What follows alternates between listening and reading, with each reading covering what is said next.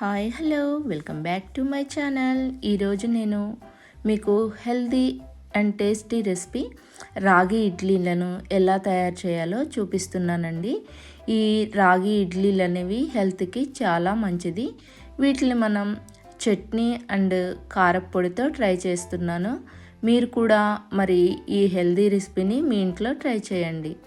ముందుగా ఒక గిన్నె తీసుకొని అందులో నేను కప్పు మెజర్మెంట్స్ చూపిస్తున్నాను. ఒక కప్పు మినప్పప్పు తీసుకున్నాను. ఇవి మినప గుండ్లండి. అలానే వాటర్ పోసి వీటిని మార్నింగ్ అంతా నానబెట్టాను. అలానే ఒక కప్పు మనం ఇడ్లీ రవ్వను తీసుకొని దీన్ని కూడా ఒక గంట ముందు నానబెట్టుకుంటే సరిపోతుందండి. మిక్సీ పట్టుకుంటాం కదా మినప్పప్పు, ఆ మినప్పప్పు మిక్సీ పట్టుకోవడానికి ఒక గంట ముందు నానబెట్టుకున్నాను. చూడండి, మినప్పప్పు అయితే నానిపోయింది. ఇప్పుడు దీన్ని శుభ్రంగా వాష్ చేసుకొని మళ్ళీ ఒక్కసారి మనం మంచిగా మిక్సీ పట్టుకోవాలి.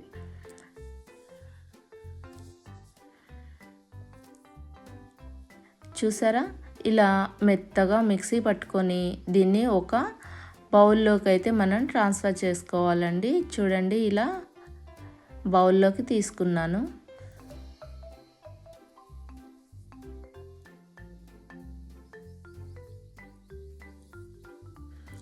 ఇప్పుడు ఇందులో మనం ఒక గంట ముందు నానబెట్టుకున్నటువంటి ఒక కప్పు ఇడ్లీ రవ్వ ఉంది కదా, అందులో వాటర్ ఏమీ లేకుండా ఇలా పిసికి వేస్తున్నానండి. చూడండి, వాటర్ మొత్తం కూడా తీసివేస్తున్నాను.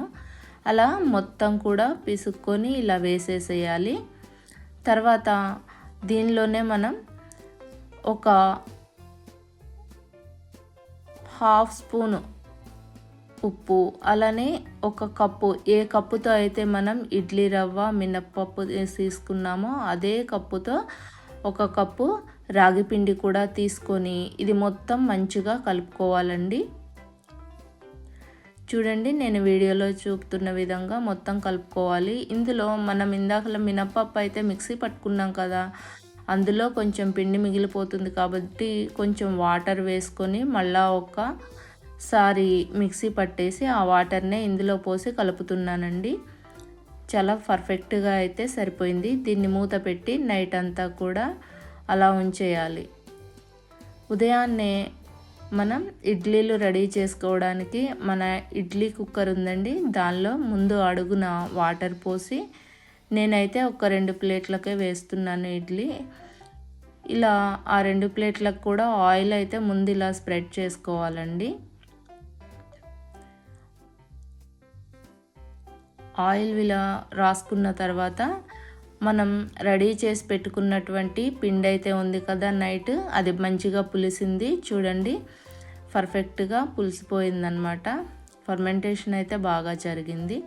దాన్ని మళ్ళీ ఒక్కసారి ఇలా కలుపుకొని మనం ఈ రాగి పిండిని ప్లేట్లలో వేసుకోవాలి.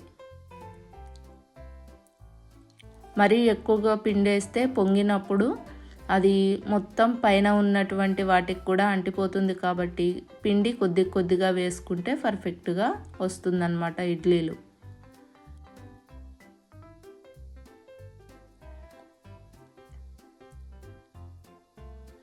ఇప్పుడు వీటిని ముందుగానే కుక్కర్లో కొన్ని వాటర్ పోసి స్టవ్ మీద ఫ్రీ హీట్ చేసుకున్నానండి, ఒక 5 మినిట్స్ మీడియం ఫ్లేమ్ మీద.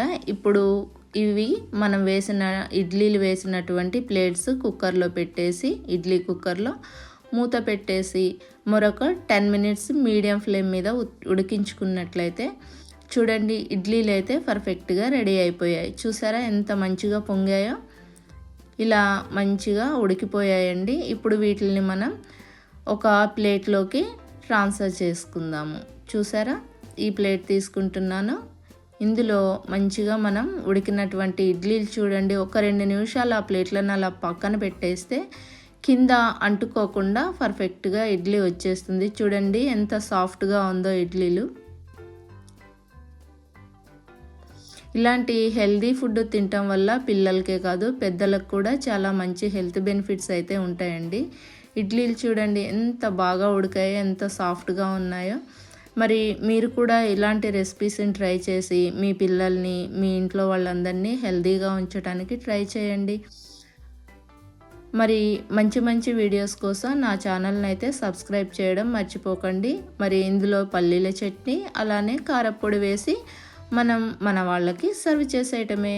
మీరు కనుక నా ఛానల్ని ఫస్ట్ టైం చూస్తున్నట్లయితే please subscribe my channel. Thank you for watching.